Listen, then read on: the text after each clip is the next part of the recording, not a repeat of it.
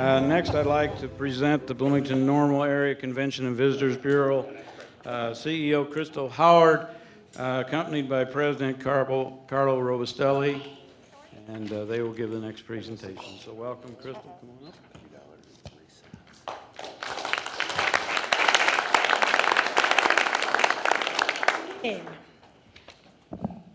Chairman McIntyre, Mayor Coos, Council, County Board members, and the audience, I'm pleased to be able to give to you today a report on the Bloomington Normal Area Convention and Visit Bureau's work and the return on the investment that the CVB has given. And first, is that better? Yeah. First, what I'd like to do is share one of those where those marketing dollars are going with a video. What will you be doing this weekend?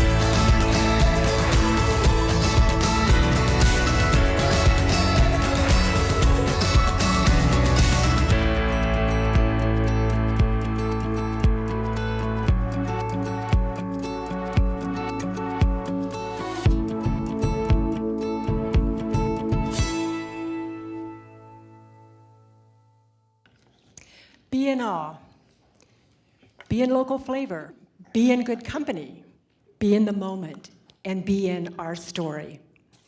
All great words to describe our community and what it has to offer a visitor.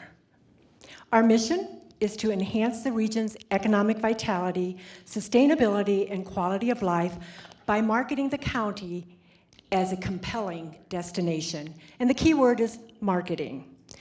We are governed by a board of directors.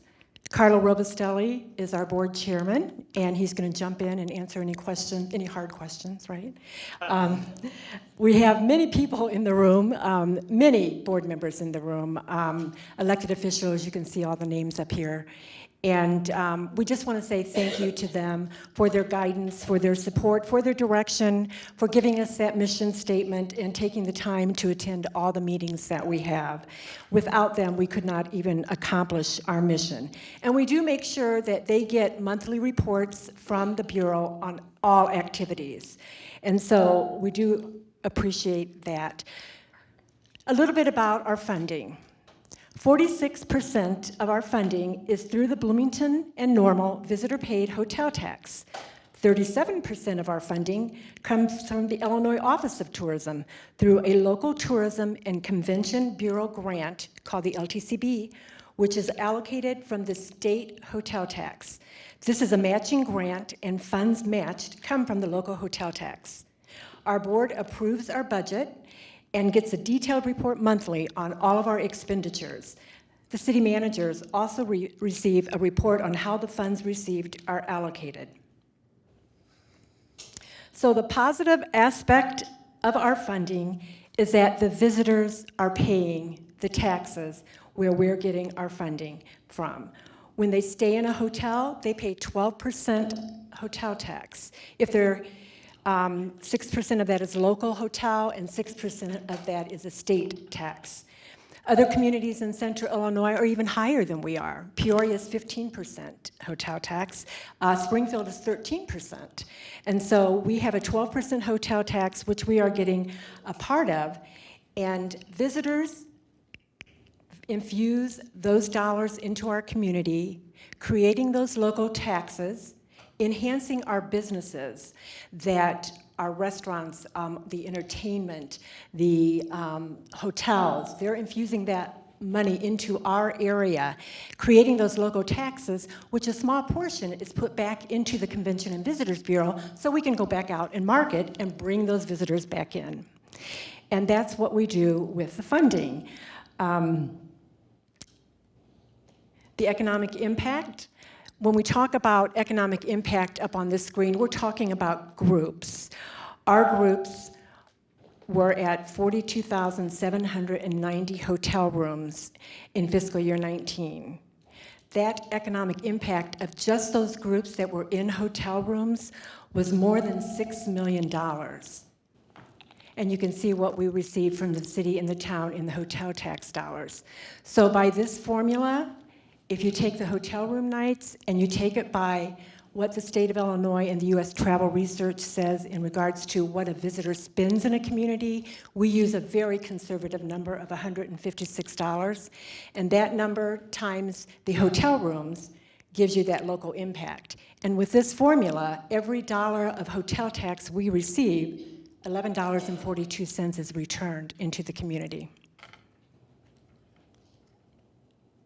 Some of the major events that are hosted, you can see up on this screen. The Christian Congregation of the Jehovah's Witnesses, 6,000 room nights, 15,000 people. And each of these events require a lot of funds in sponsorship. We're very competitive with Rockford, with Peoria, with Springfield, with Champaign. We're competitive with all of these communities in trying to get this business. And what we do is we work with the hotels. We're the facilitator. We work with the hotels, and we actually go out and we actually put the RFPs together. We actually go out and make the bid, and that's how we get the business. So just wanted to make sure that you knew what the events, the major events that are hosted in our area.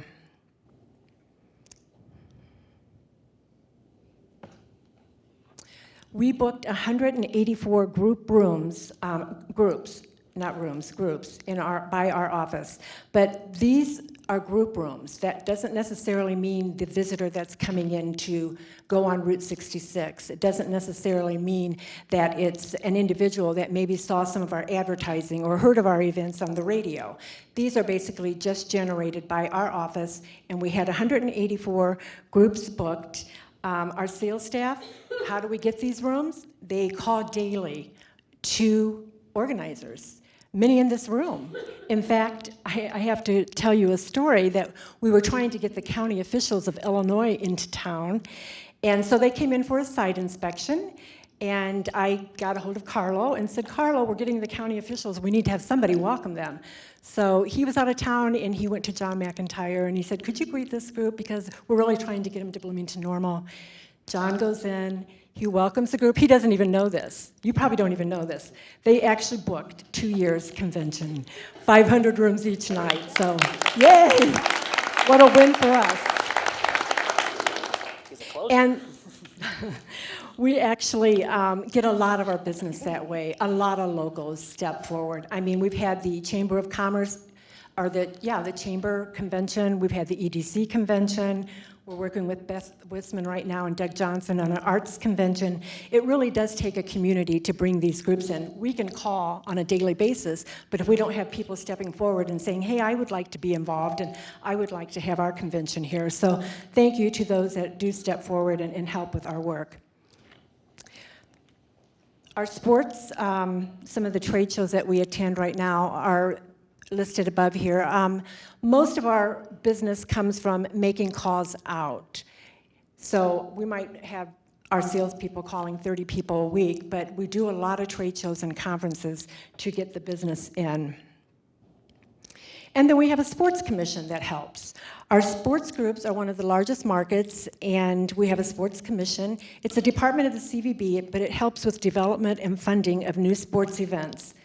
A couple of the events that they're involved with the State Farm Youth Classic, the Midwest Nationals Wrestling, and the 66 Games, just to name a few, and we've listed what the economic impact of those groups are.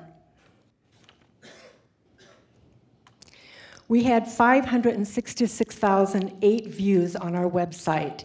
The video you just saw is on the homepage, and our events calendar gets a lot of use. It's also on the homepage. Organizations are able to post their own events on our website. We monitor them, but they can post them, and if they post them on our website, then we also post them on the Illinois Office of Tourism's website. So not only are they getting their event locally here, they're also getting on the Illinois Office of Tourism site. We also include those in our radio advertising. If they're on our site, the only way we know about events is to constantly go out in the community and say, hey, post your events so we know what you're doing and how can we help. And so when they do post those events, we do put them on the radio. You might see them in our ads, but basically we don't know them unless they do post them. We also have 3 visitor kiosks with our full website. These kiosks are at ISU Bone Student Center, the David Davis Mansion, and the Cruising with Lincoln on 66 Visitor Center. We advertise on the radio in Peoria, Champaign, and here in BN to entice visitors to get to these events. We also have local promotions. For instance, this last May, we actually did a promotion on Get Your 6 on 66, and what we were trying to do is get the community out to go to our Route 66 restaurants. And if they did that, and they went to 6 restaurants, then we actually put them in a drawing, and they would win a photo shoot at Ryburn Place at Sprague Super Service. And so that was a lot of fun. Our social media includes advertising in markets outside of 50 miles. Most of our advertising is outside of 50 miles. We do produce a quarterly newsletter that shares updates and informs viewers of events coming to the area. Press releases are done in all groups that want one. And 4 times a year, we have a hotel and attraction meeting. And these meetings are very informative for our community. Any hotel and attraction can come. They have input on what they would like to see the Bureau doing. In fact, one of these meetings, they said, we'd like you to use radio advertising outside the area. So we did. We went into Champaign and we went into Peoria. So that's what happens at these meetings. We print more than 50,000 visitor guides. I hope you've seen the visitor guide. They're in our hotels, they're in our attractions, they're at city halls.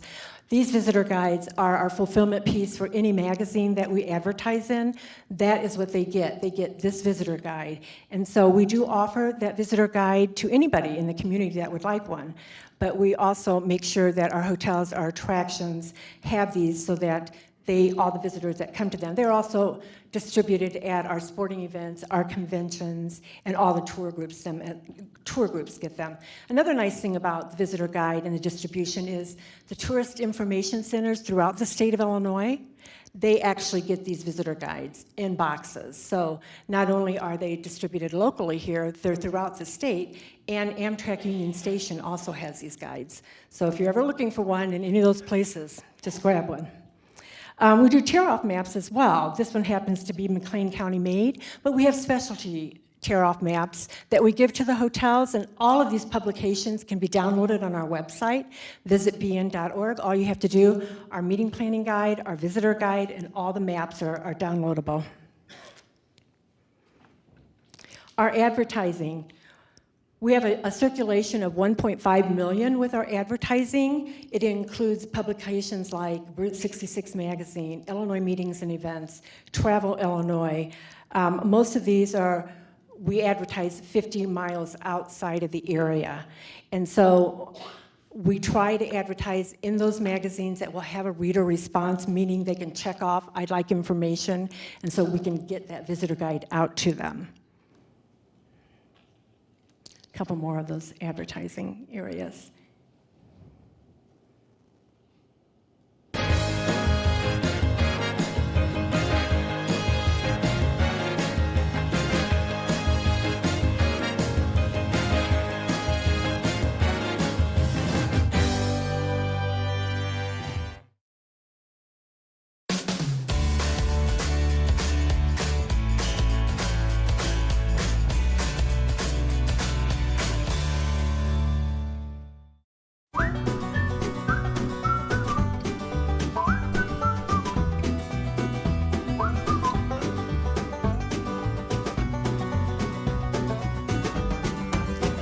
Fun, right? You want to eat a piece of corn? So We also work with the Illinois Office of Tourism in getting our attractions promoted. They list our events on their website, yes, and we work with them in getting a few of our local attractions in their Illinois Made campaign. We've had beer nuts, distill, and Funks Grove maple syrup that were honored with videos done by the Illinois Office of Tourism, and we use them in promotions as well. One of the other things I did want to discuss were partnerships. All the events that are listed here, we have a program called Partners in Promotion. This is a way for our local organizations to get involved with the Convention and Visitors Bureau. All they have to do is meet the criteria, which is basically bring visitors into the area. They can apply for this, the board approves it, and we basically say, here's $1,000 to use for advertising in any way, or maybe something else that they might want to do with it, bags or something, so that we can make sure that the local organizations continue to bring those visitors in. And we want to be a partner with them. And you can see the list up there of the people that were able to receive $1,000. We also have a hotel standards program. And this is a program that our office does to ensure that our visitors are going to be able to be staying in a hotel that is clean and safe. And yes, of course, we want customer service involved as well. But you can see all the hotels that are listed. And the nice thing about doing this, we have a secret shopper go out, and the secret shopper basically rates them, again, on the cleanliness, the safety, and the customer service. And they get a little asterisk they get on our visitor guide that lets visitors know these have made the hotel standards, where you can see most of our hotels do that.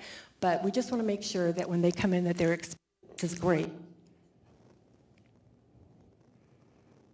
And looking ahead, obviously we want to increase visitors and everything and anything to do with increasing visitors for the very reason that when they come in, they spend that money, they create those taxes for us, they have a good experience, and hopefully they'll see our community and go out and tell the world about it. But that is what we're going to be doing. We're going to be doing that. It's a priority. We're also engaging in a strategic planning session with the staff and board. That's in December, and we'll be looking for input from you.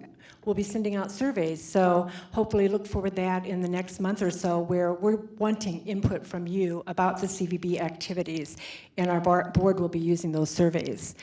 We're also going to be producing 3 new promotional videos, one on breweries, one on Route 66, and one on festivals. Very similar to the first one that you saw, the longer one.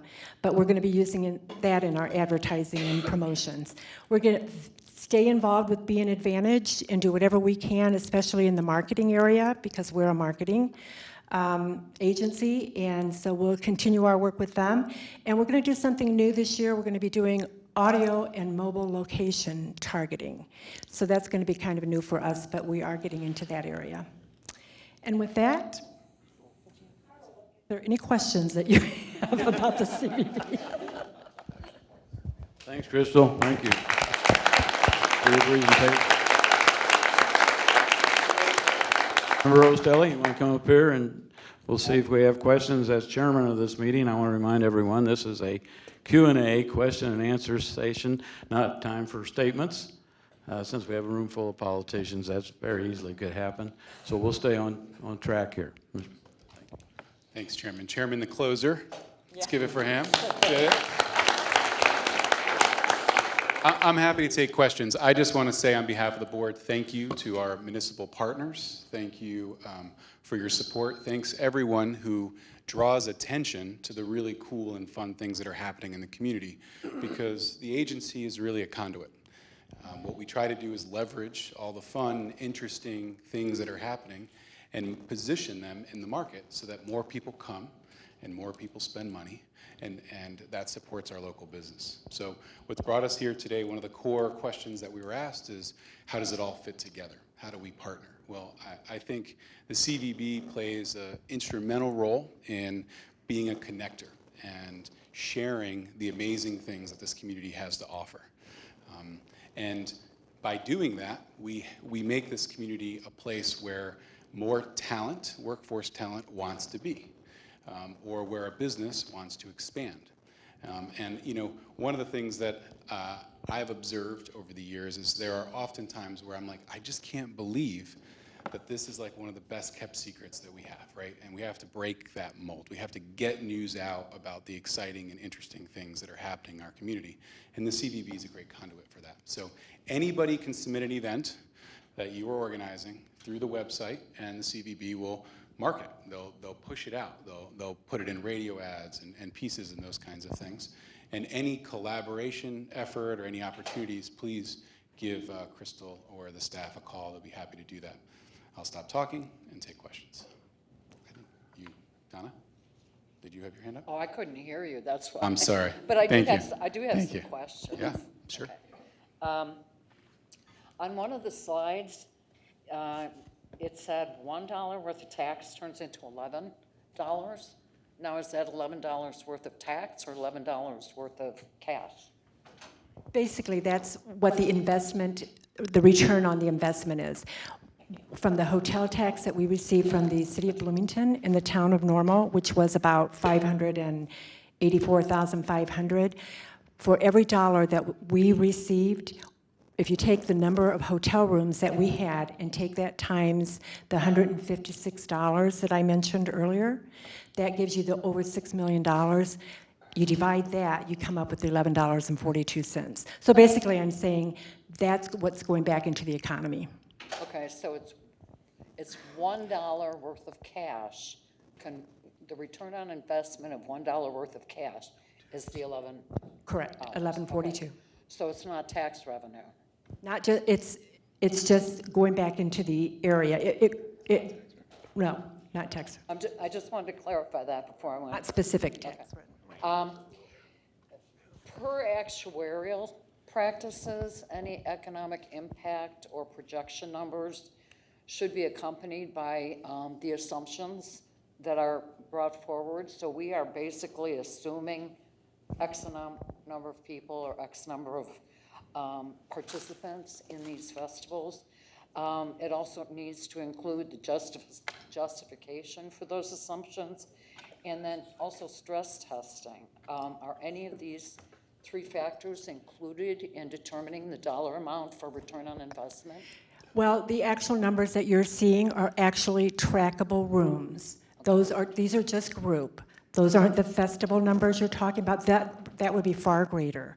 These are just groups that we know out of those 184 groups that we booked.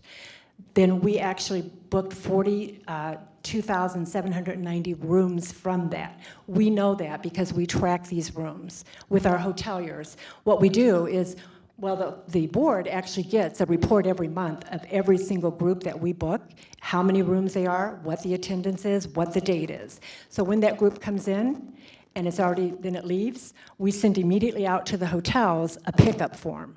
So we know that they picked up a certain amount of rooms. I attended a Being Advantaged by the Numbers this week, and they said that the workforce travels about 50-mile radius. So I'm assuming, I think you mentioned that people that participate at the festivals, not in the hotel rooms, would travel that same distance and then not necessarily stay in a hotel room. Can you figure out how much economic impact that has? Yes, we actually get our information from the Illinois Office of Tourism and the U.S. Travel. They actually kind of give us numbers to work with, and then with these groups, we know what they're paying for rooms. We know what that is. When it comes to a festival, we say about $70 a person that's coming into the community that's not spending the night. Okay, so that's an assumed number. That number, if you don't know, yeah, I mean, these are all estimated. These are all estimated direct economic impact.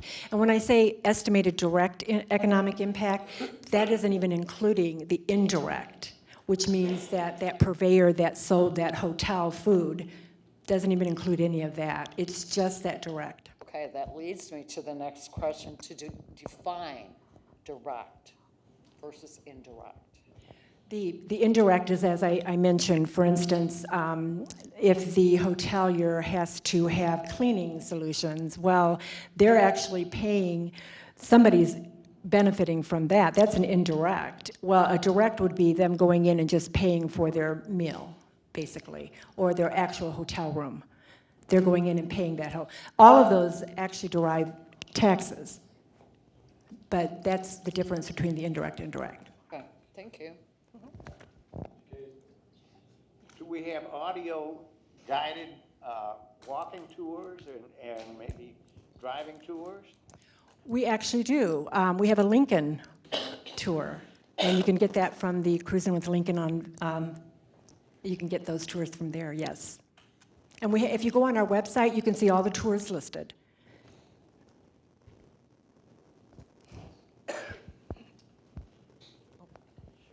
Can you hear me? Good? Okay, all right.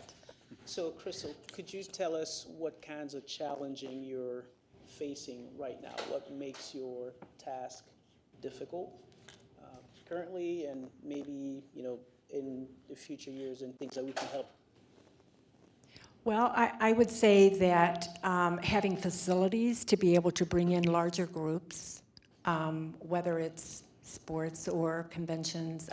We have large facilities, but if we're going to get the large groups, the reason we're able to get those major events, because they would use a facility that they don't care like if a hotel is connected. Jehovah's Witnesses are at Grossinger Motors, and they basically don't care if they're spread out through the city. Those are the types of groups we're getting. All of those groups that you saw are like that. All of those groups do not care if they have a headquarters hotel, and they're able to use, luckily, Illinois State University lets us use their facilities, because really, Illinois State University uses their facility first, and then we actually ask them, we tried to get them in on the bids, and they allow us to use that facility for all the IHSA events that you saw up there. It's a little different than Grossinger Motors, because that's what Grossinger Motors does. ISU wants to take care of ISU. Are there trends that you see in people coming in different conventions? Like, is there something that's going up and other areas that are going down that you could speak about? I think the trends with conventions, conventions especially, they're not, I want to say that in my days, the personal relationship was always there. They're doing a lot more technical things now and booking things. And they're having meetings where, they're actually not, they can have meetings at their headquarters and just have people Skype in. So I see that happening a lot. But I think those trends are things that don't help us, because they're not physically coming into our community, and we want them physically to be here so that they can do all those things that we want them to do. I think the other trend is competition. I would say competition continues to get, it's a more and more competitive marketplace for these conventions, for these groups, municipalities, counties, communities, not just in Illinois, all across the Midwest, all across the country are competing for these groups. And we have to maintain that competitiveness if we're going to try to bring them in. And it's that makes it, that's a challenge, because every year it becomes more competitive, and groups see the benefit of having 15,000 people come to a particular event, and they're willing to do as much as they can to get them. I would just say that the sales team and the CVB has done an excellent job of providing those intangibles, those things that make that experience really easy. They can count on us. They know that when they come, if anything goes wrong, we're going to be on it. We're going to fix it. We're going to solve. We're going to problem solve. We're going to really provide that concierge service. And I think that has differentiated us and has allowed us to continue to keep things that we've had for a long time, even though the marketplace has become more competitive for those same groups.